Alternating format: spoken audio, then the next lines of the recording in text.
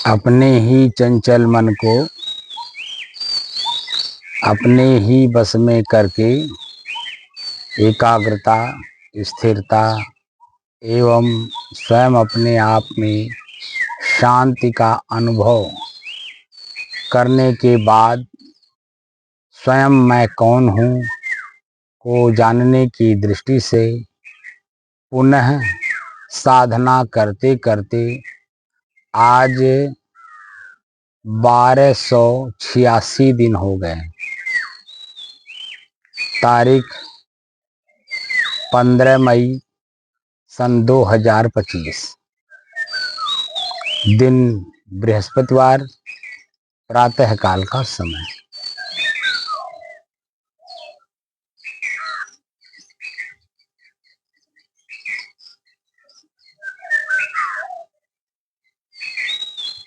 अपने ही श्वास को देखिए।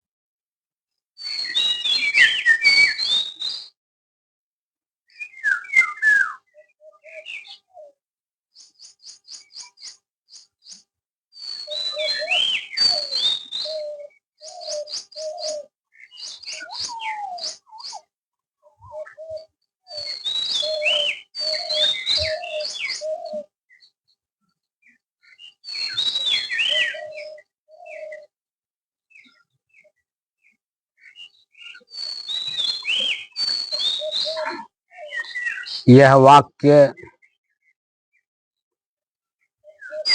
प्रथम दिन का था, 5 नवंबर सन 2021। जब हम साधना शुरू किए थे, शुरुआती दौर का यह वाक्य था कि अपने श्वास को देखिए।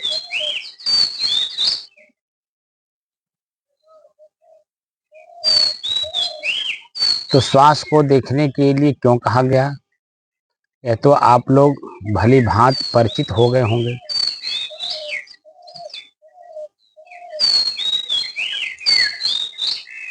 अपने ही चंचल मन को श्वास पर एकाग्र करने के लिए। किस लिए? अपने ही चंचल मन को एकाग्र करने के लिए श्वास को दिखाया गया कि श्वास को देखिए। तो चंचल मन क्या है, इस पर भी आप लोग भली भांति परिचित हो गए होंगे। जैसे हम बैठते हैं, आंख बंद करते हैं, तो आंख बंद करते समय पहले अंधकार दिखाई देता है, तब प्रकाश दिखाई देता है, फिर और इसमें गहराई में जाने पर नाना प्रकार की चीजें दिखाई देती हैं। उसके बाद क्या होता है कि हमारा मन ख्याल करने लगता है। बैठे हम यहाँ हैं, ख्याल कहीं और का करेगा, जिसको हम स्मरण, स्मृति और ख्याल कहते हैं। तो हम आप लोगों को समझने के लिए ख्याल शब्द का प्रयोग कर रहे हैं, ताकि सहज में बात को समझ सकिए। जैसे ही आंख बंद होता है, अंधकार, प्रकाश और नाना प्रकार की चीजें दिखाई देती हैं। उसके बाद थोड़ी देर तक मन श्वास को देखेगा। उसके बाद ख्यालों पे ख्याल, ख्यालों पे ख्याल, ख्यालों पे ख्याल। एक ख्याल अभी भूला नहीं, दूसरा तुरंत आ जाता है, दूसरा भूला नहीं, तीसरा ख्याल आ जाता है, तीसरा भूला नहीं, चौथा ख्याल आ जाता है। इन्हीं ख्यालों के कारण हम चंचल हैं। और यही मन है, जो ख्याल होता रहता है, इसी को मन कहते हैं। ख्याल ही मन है और मन ही ख्याल है। तो नाना प्रकार की 10 मिनट, 15 मिनट, आधा घंटा, 1 घंटा, जैसे ही आप बैठते हो, जितने देर के लिए मन बना करके बैठते हो कि हम इतने देर बैठेंगे, लेकिन ये इतनी ख्यालों का फहरिस्त हमारे सामने लाके रख देता है हमारा मन, कि हम उसी में संशय में पड़ जाते हैं कि हम करने क्या बैठे हैं। वो जो ख्याल बार बार आते हैं, उसी ख्याल को ख्याल करके हम तुरंत अपना जो काम वर्तमान में कर रहे होते हैं, ध्यान का, साधना का, वह भूल जाता है कि हम कुछ करने भी बैठे हैं। बस जो ख्याल आया, और ख्याल आते ही इतना मतलब महत्वपूर्ण बता देगा कि ये जो ध्यान करने आप बैठे हो इसको छोड़ दो। और जैसे छुड़वा देगा वैसे कहेगा यार वो तो मैंने ऐसे ही कहा था।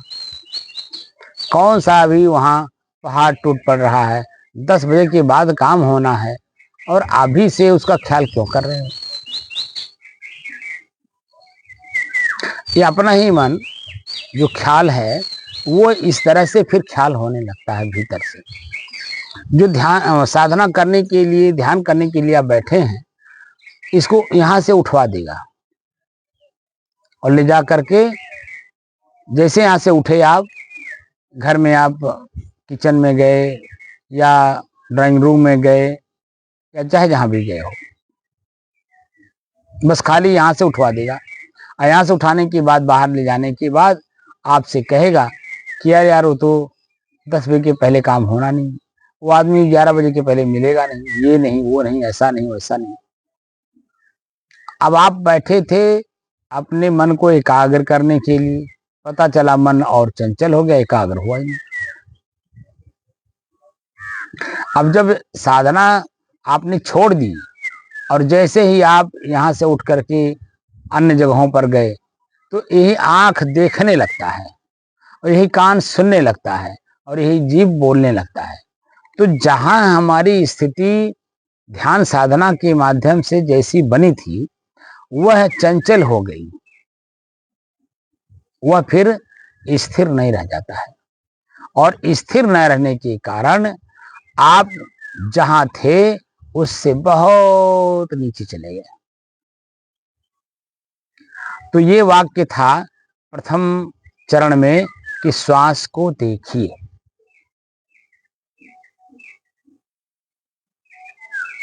दूसरे चरण में था, तो इसी प्रथम चरण में ही जब हम अभ्यास करने लगते हैं, लगातार श्वास को देखते हैं, तो हमारा जो मन चंचल बना रहता है, यानी ख्यालों में ख्याल, ख्यालों में ख्याल, ख्यालों में ख्याल, ख्यालों में ख्याल, ख्यालों में ख्याल, इसी को चंचल कहते हैं।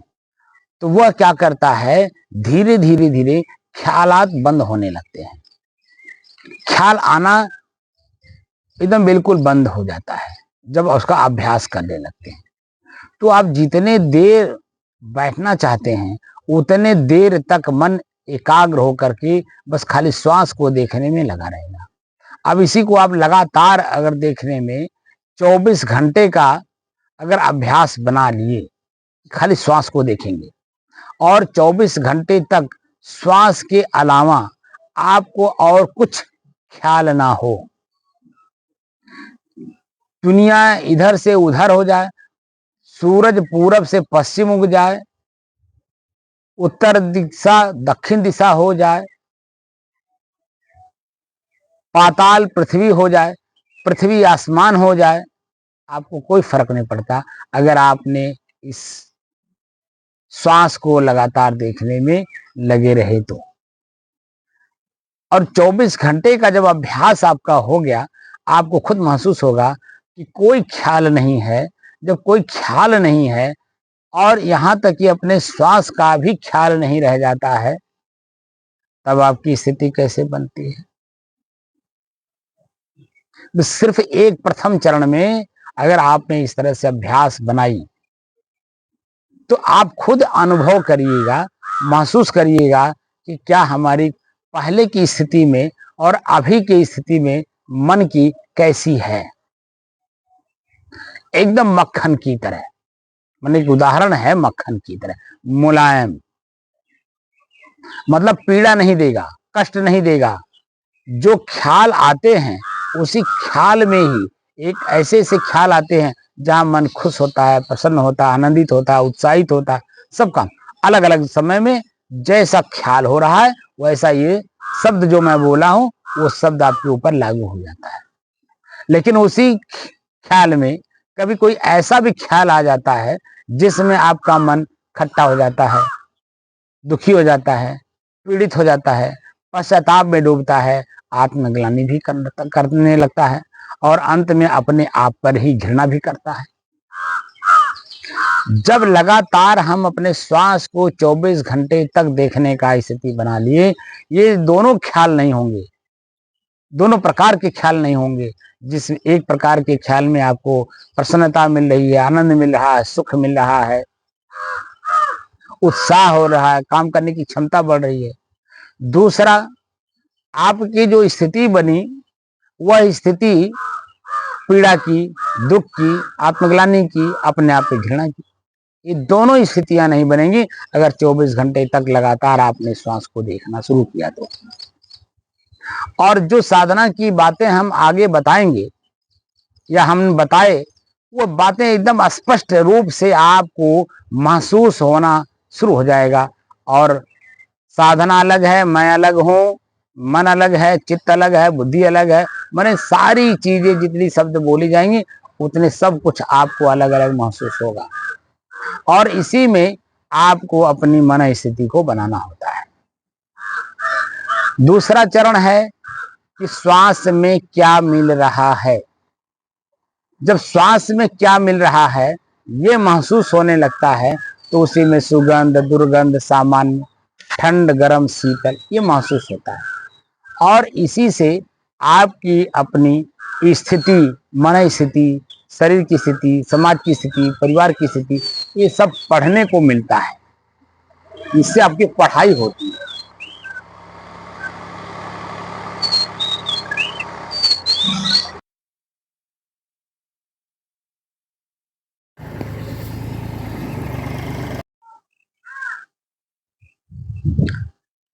जब आप अपने मन को पढ़ने लगते हैं तो पढ़ाई के समय में आप देखेंगे कि मैं और जिसको पढ़ा जा रहा है वह दोनों अलग अलग हैं। पढ़ने वाला अलग और पढ़ाई जिस विषय पे हो रहा है वह विषय अलग है। तो सदगुरु कबीर कहते हैं, सहज ध्यान रहो, सहज ध्यान रहो, गुरु के वचन समाई हो। तो ध्यान क्या है? सहज में रहने की बात कर रहे हैं। तो महर्षि पतंजलि जी यहाँ ख्याल में आते हैं कि वह ध्यान के बारे में क्या कहते हैं। महर्षि पतंजलि कबीर साहब से बहुत पहले हुए हैं और उन्हीं को यहाँ सदगुरु कबीर उद्धृत करते हैं कि महर्षि पतंजलि क्या कह रहे हैं ध्यान के बारे में, जिसमें हम सहज रूप से उसे पकड़ सकते हैं, जान सकते हैं, पकड़ भी सकते हैं, जान भी सकते हैं, समझ भी सकते हैं, देख भी सकते हैं। तो क्या है? ध्यानम निर्विषयम मन है।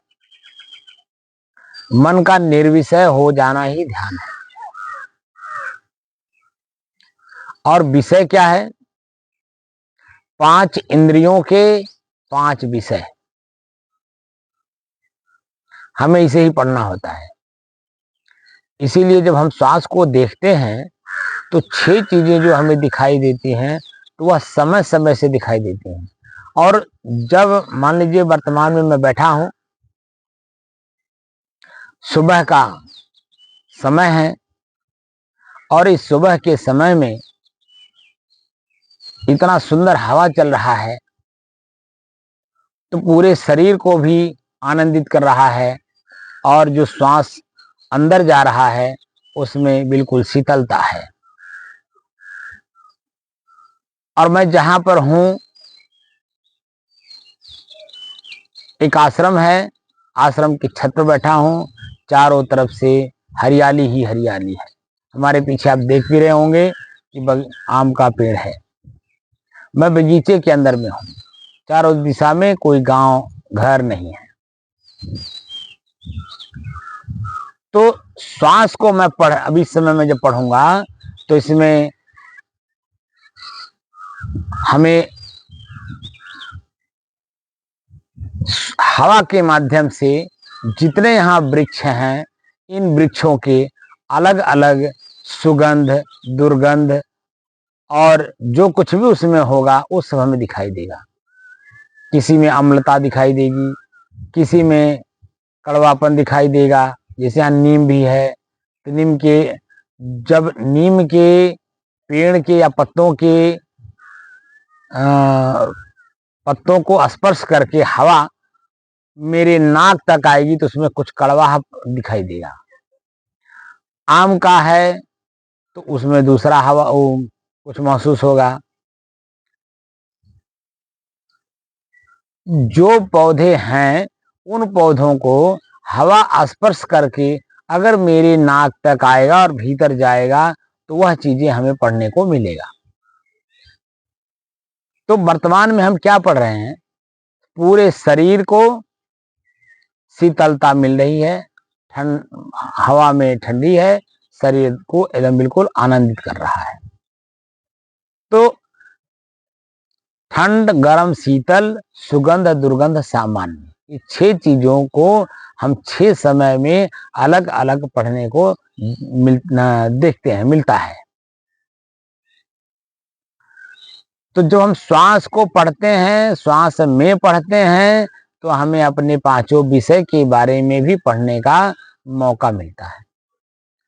मैं जो आप लोगों को बता रहा हूं उसमें आगे चल करके बहुत गहराई है, और गहराई में जब तक आपका मन एकाग्र नहीं होगा, एकाग्रता का मतलब किसी एक काम को जब वह लक्ष्य बना करके करता है मन, तो जब तक उसका परिणाम सामने नहीं आ जाता है तब तक मन लगातार उसी के बारे में सोचता है, बोलता है, सुनता है, ऐसे लोगों का संगत करता है जहां से उसके बारे में हमें कुछ जानकारी हो, जो कमियां हो वो दूर हो, कमी दूर हो करके मैं उस सफलता को देख सकूं जिसको मैंने लक्ष्य बनाया है। वो सब चीजें को देखने, जानने, समझने, पढ़ने का मौका मिलता है। तो ध्यानम निर्विषयम मन है। ध्यान क्या है? मन का निर्विषय होना। विषय क्या है? जिसको निर्विषय करना है। निर्विशेषण लगा है विषय में। विषय हम भोगेंगे लेकिन विशेष रूप से भोगेंगे। जैसे आंख का विषय है रूप, आंख खुलेगा, रूप सामने होगा, हम विशेष रूप से उसे जब पढ़ेंगे तो माँ है कि बहन है कि बेटी है कि भोग्या है, कौन है। एक चेहरा होता है स्त्री का, उसी स्त्री के चेहरे को हम देख करके पढ़ते हैं, और पढ़ करके विशेष रूप से हम क्या करते हैं, जो प्रथम दृष्टिया आंख के सामने दृश्य पड़ा और दृश्य पढ़ करके जो भाव भीतर बना, मन बना, भाव नहीं मन बना, और मन में जो आकर्षण है, उसको पाने की ललक है, उसके बारे में जो संकल्प और विकल्प उठते हैं, कैसे मिले, कहाँ मिले, कब मिले, किस रूप में मिले, वह सारी चीजों को पढ़ने को मिलता है। तब हम जब इसको पढ़ने लगते हैं, पढ़ते पढ़ते पढ़ते पढ़ते तो जो आकर्षण है, जो पाने की ललक है, जो इच्छाएं हमारी है, कामनाएं हमारे अंदर में भरी पड़ी हैं, वो जब जागृत होने लगती हैं तो शरीर में काम वासना जगवा देती है और मन को उसी में कंसंट्रेट कर देती है। और कंसंट्रेट होने पर आपको उसके अलावा और कुछ दिखाई नहीं देता है। और उसी में अगर आप निर्विशेषण नहीं लगाएंगे तो यह विषय आपको अपने जद में ले लेगा, और जद में लेने के बाद आपकी क्या स्थिति होती है यह हमें बताना नहीं है, पूरा संसार जानता है। इसीलिए निह विशेषण लगाया विषय में। तो आंख का विषय रूप है। जैसे ही किसी का भी चेहरा स्त्री का पड़े तो हम उसको माँ, बहन, बेटी के रूप में जब देखेंगे, उसमें दुख देखेंगे, पीड़ा देखेंगे। ये जो चमड़ी है ऊपर का, जो हमें आकर्षित कर रही है, हम इसके पीछे जाएंगे कि चमड़ी के पीछे क्या है, तो खून है, मांस है, पीप है, रक्त है, हड्डी है, दुर्गंध का घर है, उसमें कैंसर है, पीप है, तमाम चीज, इसमें कीड़े भी हैं। जैसा जैसा इसमें समय व्यतीत होता है तो इसी में हमें सब कुछ दिखाई देता है। ये सड़ता भी है, गलता भी है, घृणा भी लगता है जब जल जाता है। जलने के बाद ये चेहरा देखने का मन नहीं करता है। तमाम हम जब इस तरह से इसे पढ़ने लगते हैं तो वो विशेष हो जाता है। तो जो आकर्षण शरीर के प्रति हमारे मन के अंदर में उगता है, उपजता है, वह अपने आप विकर्षण में बदल जाता है। तो हमारी जो पहले की स्थिति होती है, आंख से रूप को देखने के पहले का, वह स्थिति हमारी आंख से देखने के बाद भी बनी रहती है। क्योंकि बीच में जो अचानक आंख खुला, चेहरा देखा, रूप को देखा और जो उसके मन में भाव जागा, उस भाव को उसने कुभाव में बदल दिया। और जैसे कुभाव में बदला, वैसे ही जो उसकी पाने की ललक थी, संकल्प उठ रहा था, विकल्प उठ रहा था, कैसे मिले, कहाँ मिले, किस रूप में मिले, ये सब भावनाएं समाप्त हो जाती हैं। तो जब समाप्त हो जाती हैं तो उसका जो परिणाम बुरा के रूप में आने वाला था, वह परिणाम आएगा ही नहीं। तो परिणाम क्या होता है? जैसी हमारी वर्तमान की स्थिति परिणाम की है, वैसी ही बनी रहती है। तो सहज में हम कैसे रहें? हमारा जो शरीर है ये विषय से ग्रसित है, 5 विषय इसमें है। और समय समय से आंख के सामने रूप पड़ गया तो हम आकर्षित हो गए, उसके पीछे पीछे दौड़ने लगे, पूरी जिंदगी बर्बाद कर देते हैं उसी में। दूसरा में कान का विषय शब्द है। किसी ने कुछ कह दिया, उसको माइंड कर लिया आपने, जैसे माइंड में आपने रखा वैसे उसमें आपको कष्ट होना शुरू हो गया। पीड़ा, भय, दुख, तमाम तरह की चीजें आपको व्याप्त होने लगती हैं। यहाँ तक कि मन में जब कष्ट और पीड़ा होता है, भय उत्पन्न होता है, तो हमारे मांसपेशियों में भी सिकुड़न पैदा होती है, इसमें रोग उत्पन्न होने लगते हैं। यही शरीर में रहते रहते हम लोग इतना दुख भोगते हैं कि पूछिए मत। इसलिए जो हमारे पूर्वज, हमारे ऋषि हमको ध्यान करने की विधि बताए, तो ध्यान का मतलब होता है ख्याल करना। क्या ख्याल करना? ये जो मानव शरीर मिला है, यह मोक्ष प्राप्त करने के लिए मिला है। इसका बार बार ख्याल होना और मोक्ष क्या है उसके बारे में काम करना, मोक्ष को देखना, मोक्ष को जानना, मोक्ष को समझना और मोह का त्याग करके मैं जैसा हूं, जैसे रूप ने देखा वो मोह ही जागा और मोह जागा तभी तो आकर्षित किया और वही आकर्षण ही मोह बन करके आपको नाना प्रकार का दुख, पीड़ा, भय, क्या क्या आपको देता रहता है। क्षण सुख लाग जन्म सत कोटि, जे न समुझते सम को खोटी। ये सदगुरु कबीर कहते हैं। जब आप बीजक पढ़ेंगे, बीजक में रहस्यात्मक बातें हैं विषयों को अपने से अलग करने, जानने, समझने और पढ़ने के लिए। लेकिन सही बात यह है कि ना हम उसे गंभीरता से अध्ययन करते हैं और ना ही हमें गंभीरता से कोई अध्ययन कराने वाला मिलता है। क्योंकि विषय और विषय से अलग विषय का उपभोग करता दोनों अलग अलग हैं। जब दोनों के बारे में जानकारी रहती है, विषय जैसे ही आपसे अलग होता है, जैसे कपड़ा और मैल, तो कपड़े में मैल है और जब कपड़े से मैल अलग हो जाता है तो कपड़ा जैसा था अपना वैसे ही रह गया। ऐसे ही विकार आपके हैं, आप विकार के नहीं हैं। आप में विकार आ गया, कहां से आया? आंख से विकार पैदा हुआ, कान से विकार पैदा हुआ, जीभ से विकार पैदा हुआ। और ये विकार जब आपके अंदर में प्रवेश करते हैं, जब दुख और पीड़ा और भय आपको उत्पन्न होकर आने लगते हैं अंदर में, उसी समय में अगर किसी संत महात्माओं के द्वारा इसके बारे में आपको जानकारी प्राप्त हो गई है, तो जो मोह है, आकर्षण है, वह वहीं समाप्त कर देंगे। तो वो विकार आपके भीतर प्रवेश नहीं कर पाएगा। तो आप जैसे हैं वैसे ही रहेंगे। जैसे कपड़े पे मैल नहीं चढ़ने देंगे आप, तो कपड़ा जैसा है वैसे ही तो रहेगा। वो तो मैल के आने से कपड़े का रंग बदरंग हो जाता है। वैसे ही मैं जैसा अपने आप में स्वच्छ निर्मल आकाश की तरह ठोस हूं, वैसे का वैसे ही मैं रह जाऊंगा। यह तो जो है विकार जो समय समय से हमारे अंदर में आते हैं, हमको लगता है कि मैं यही हूं, और इसके भोगे बिना हमारी छुट्टी नहीं है। बस इतनी सी बात में आप उसी में आसक्त होकर के उस कर्म को कर देते हैं, जो एक दाग टाइप का लग जाता है।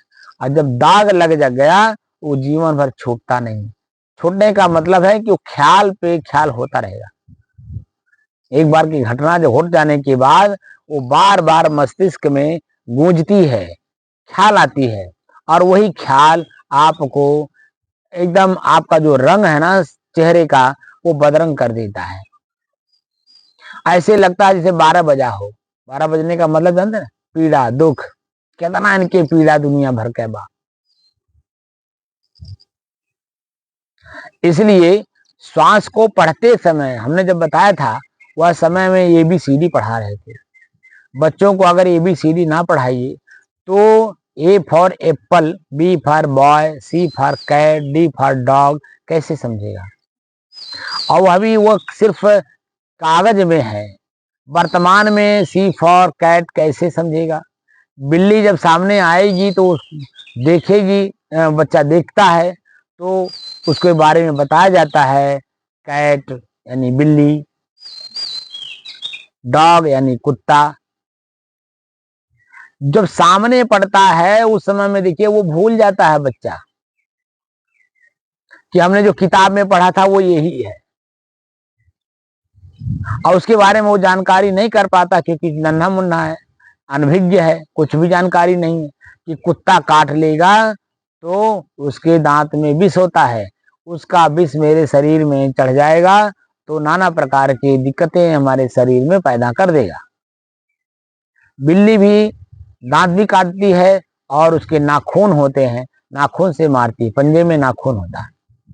नाखून अगर मार देगी, आपका शरीर जो वर्तमान में आनंदित हो रहा है, खरोंच मार देने से कष्ट होने लगेगा, और अगर वो पक गया तो और भी दिक्कत करेगा। उसका ट्रीटमेंट कराओ। तो सिर्फ बच्चा भी पढ़ रहा है, A for apple, B for boy, C for cat, उसकी गंभीरता को नहीं जानता। ऐसे हमने शुरुआती दौर में आपको हमने सिर्फ ABCD पढ़ाई और उसके बारे में ABCD के बारे में बताया, A for apple, B for boy, उसकी गंभीरता नहीं बताई। आपके अंदर में ललक हमने देखना था कि वास्तव में उस तथ्य को जानना चाहते हैं या नहीं, जो मैं हूं। मैं अपने आप को जानना चाहता हूं, या जो बाहर का विषय है, विषय ही जो मेरा मन मान लिया यही मैं हूं, क्या मैं उसी में रह जाना चाहता हूं, या उस विषय से अलग करके अपने आप को जानना चाहता हूं कि मैं कौन हूं। जैसे कपड़ा, मैंने बताया ना, कपड़ा अलग है, दाग अलग है। अब दाग भी कई प्रकार के होते हैं, मैल भी कई प्रकार का होता है। कोई दाग लग जाने से कुछ देर के बाद धोने से छूट जाता है, लेकिन कुछ दाग ऐसे होते हैं, लाख छुड़ाइए, वो जब कपड़े को पकड़ लिया तो पकड़ लिया, कपड़ा फट जाएगा लेकिन दाग नहीं छूटेगा।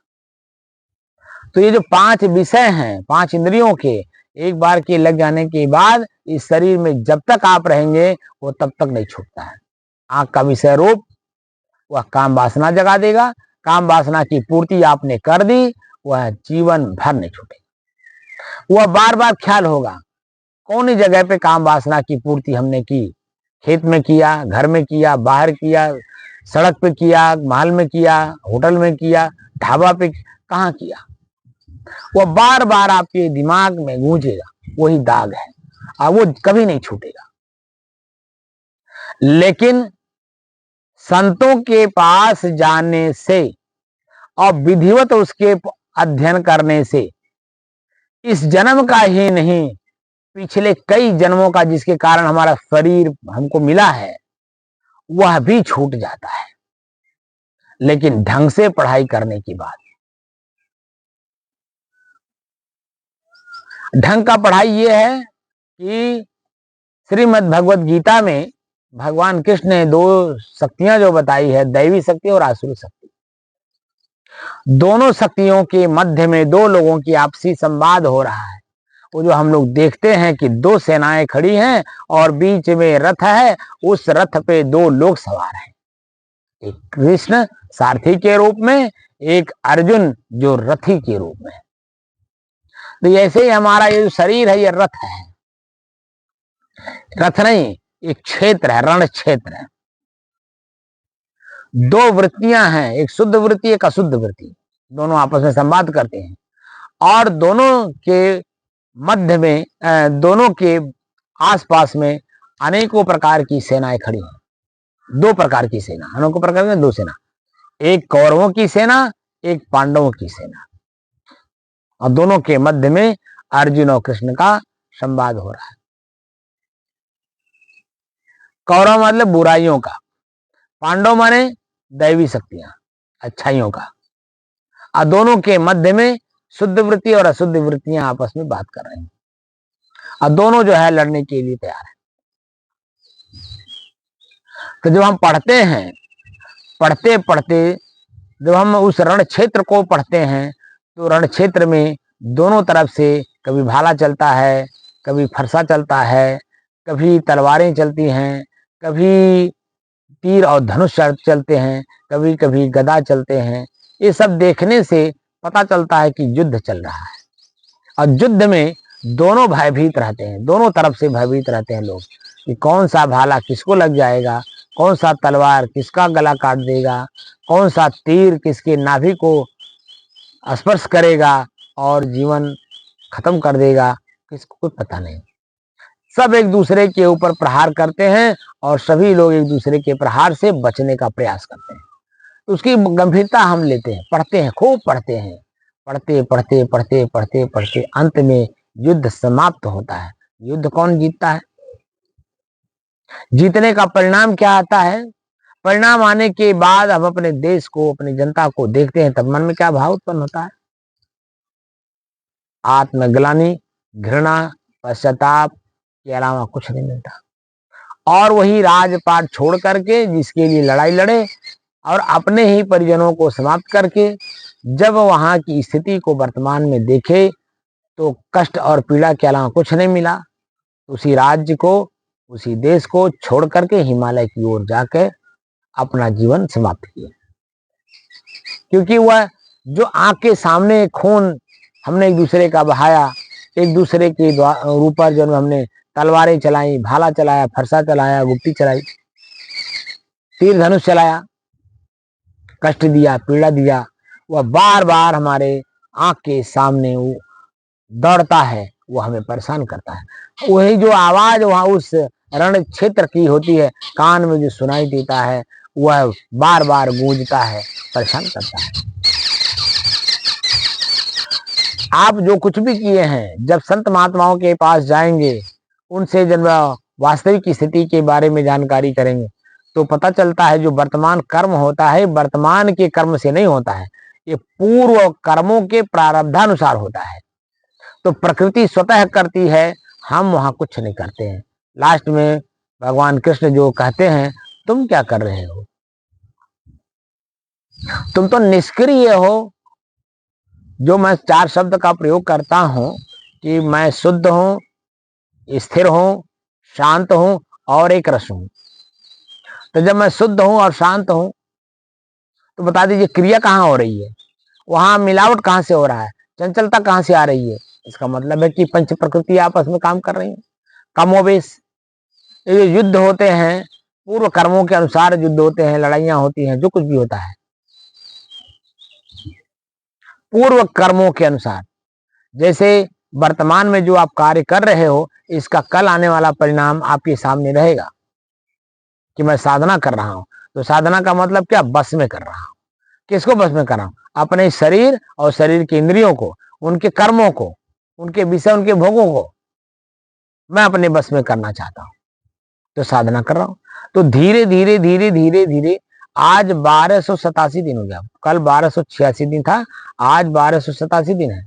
कल मैं इस वीडियो को पूरा नहीं कर पाया था, तो आज मैं इसको पूरा कर दे रहा हूं।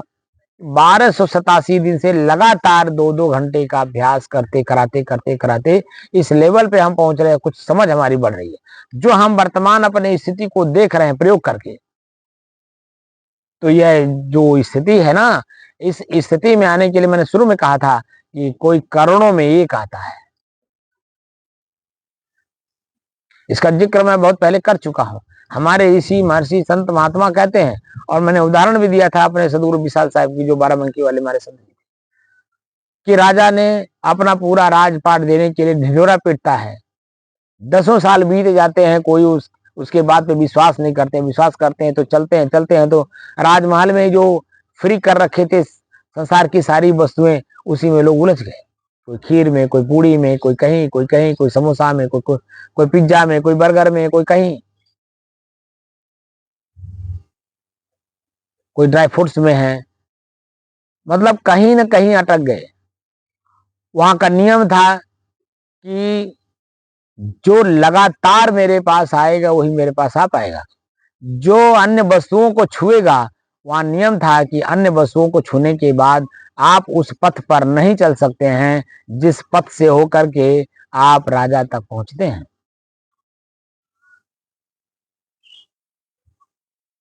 वो तुरंत आपको प्रभावित कर देता है। मैं अपने संत महात्माओं को देखता हूं, साधु बन गए, अपने इंद्रियों को काबू में नहीं कर पा रहे हैं, तो जीव उनको परेशान कर रखती है। कहीं दूध में, कहीं घी में, कहीं दही में, कहीं मेवा में, मिष्ठान में, खीर में, पूड़ी में उलझे रहते हैं। उसी की वह चर्चा करते रहते हैं। फला जगह गए, बड़ा सुंदर खीर बना था, अरे उसमें काजू पड़ा था, उसमें बादाम पड़ा था, उसमें चावल कम था, दूध ज्यादा था, दूध का अपना अपने खुद का मिठास था। बस उसी में उलझे रहेंगे। ये नहीं जान रहे कि जीव का विषय है और उस विषय में मैं उलझ गया। क्योंकि जीव को बस में करना है। जीव का विषय है स्वाद, और स्वाद में आप उलझ गए, उसी के बारे में बोल रहे हो। ये जो स्वरूप स्थिति, जो हमारा अंतिम लक्ष्य है, स्वयं में स्वयं को स्थित करना, जैसा मैं हूं स्वयं अपने आप में वैसे ही रह जाना, जो दाग है इसको छुड़ा देना, तो कपड़े का जो रंग है अपने आप में वैसे ही रहेगा, जो चमक उसकी है वैसे ही रहेगी जैसे नए पे था। इसलिए साधना खूब भरपूर करिए, श्वास को खूब देखिए, 24 घंटे तक लगातार श्वास को देखने का अभ्यास कर लीजिए। उसके बाद आप देखेंगे कि जैसे 24 घंटे का आपका लक्ष्य बना कि हमको 24 घंटे तक लगातार श्वास को देखना है, उसमें आप भूख को जीत लेंगे, प्यास को जीत लेंगे, मान अपमान को जीत लेंगे, ठंडी गर्मी को जीत लेंगे। जो दिन का 3 पहर होता है वो तीनों पहर जीत लेंगे, सुबह, दोपहर, शाम। सुबह में देखिए कितना नॉर्मल स्थिति है, दोपहर में खूब चिर्राहीन घाम लगता है, धूप लगता है, शरीर को सहन नहीं हो पाता है। और फिर जैसे दोपहर 12 बजे के बाद 1 बजता है, 2 बजता है, तो सूरज की जो गर्मी भयंकर होती है वो धीरे धीरे कम होने लगती है। शाम को फिर यही जो 5 बज रहा है सुबह का, इसी शाम के 5 बजे तक जाते जाते आप देखेंगे कि जो गर्मी सूरज की थी भयंकर प्रचंड, वह अपने आप में एकदम नॉर्मल होने लगा। और थोड़ा समय बीतते होते गया, 1 घंटा 2 घंटा बीतता गया, 7 बज गया, शाम के 8 बज गया, 9 बज गया, 10 बज गया, 11 12 बज, जैसे जैसे स्थिति आप देखेंगे वैसे वैसे आपकी स्थिति जो बहुत भयंकर रूप में आपको कष्ट दे रहा था, पीड़ा दे रहा था, वो धीरे धीरे नॉर्मल होता चला जाएगा। तो अगर 24 घंटे का बनाना है तो आप भूख, प्यास, नींद, आलस, मुहाई, ठंडी, गर्मी, बरसात सबको सहन करने की क्षमता धीरे धीरे धीरे धीरे उसको एडजस्ट करना पड़ेगा। पूरे शरीर में जो सहन करने की क्षमता है उसको ईजाद करना पड़ेगा भीतर से। और आपकी जो स्थिति है वर्तमान की, इस वर्तमान की स्थिति से और जब ये चीजें प्राप्त हो जाएंगी, उस स्थिति में दोनों का जब आप संतुलनात्मक अध्ययन करेंगे, तो पहले की स्थिति से बेहतर स्थिति वर्तमान में आपको दिखाई देगा। जैसे आज 1287 दिन से लगातार हम लोग काम कर रहे हैं, अब धीरे धीरे आपकी समझ बढ़ रही होगी और हमें समझाना ही है। बस जैसे जो मैं हूं वही आप हो, जो आप हो वही मैं हूं। बस उलझे कहाँ हैं, उलझन को छुड़ा करके सुलझन में अपने आप में मैं जैसा हूं, जैसे कपड़े पे दाग लगा है या मैल लगा है, छुड़ा देने से कपड़े का जो अपना रूप रंग है, चेतना है, वो आ जाएगा। चमक इसको कहते हैं। उसी चमक में आप बने रहेंगे। और मैं चाहता हूं कि इस साधना को आजीवन करना है, क्योंकि ये आपके थोड़ी सी चूक से साधना छूट जाएगी।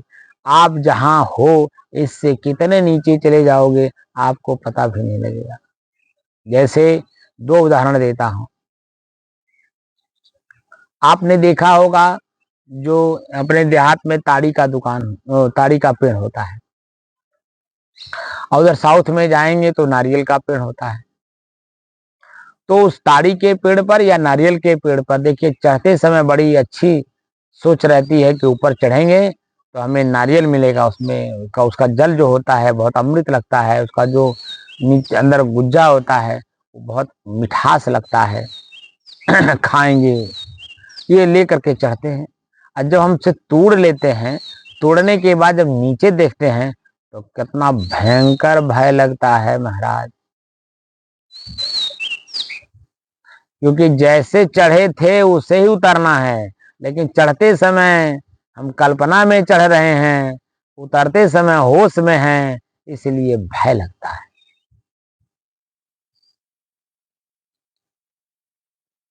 तो वर्तमान में आप 1287 दिन में जो काम किया, अब जो फल प्राप्त करके उसका आनंद लेंगे, तो भय भी खत्म, कल्पना भी खत्म। मैं जैसा हूं वैसे ही शेष रह जाऊंगा।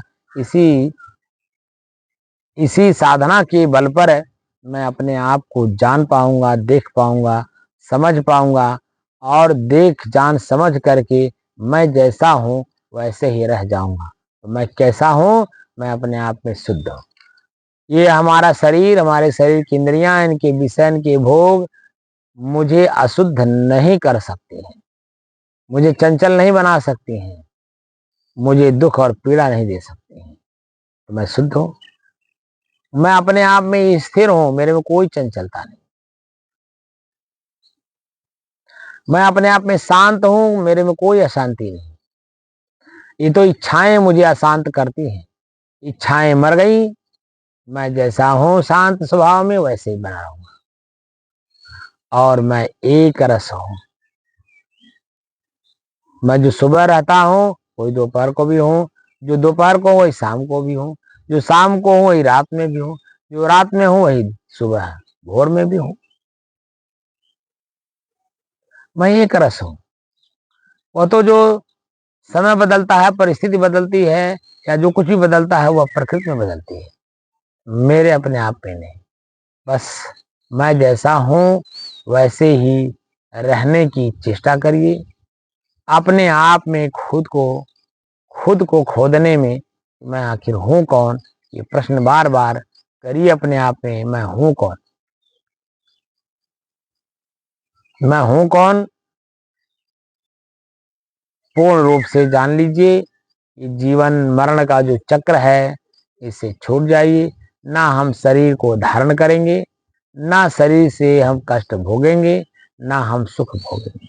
मैं जैसा हूं सुख दुख से ऊपर एक परम पद, उसी परम पद पर मैं स्थिर हो रह करके रह जाऊंगा, स्थित हो करके रह जाऊंगा।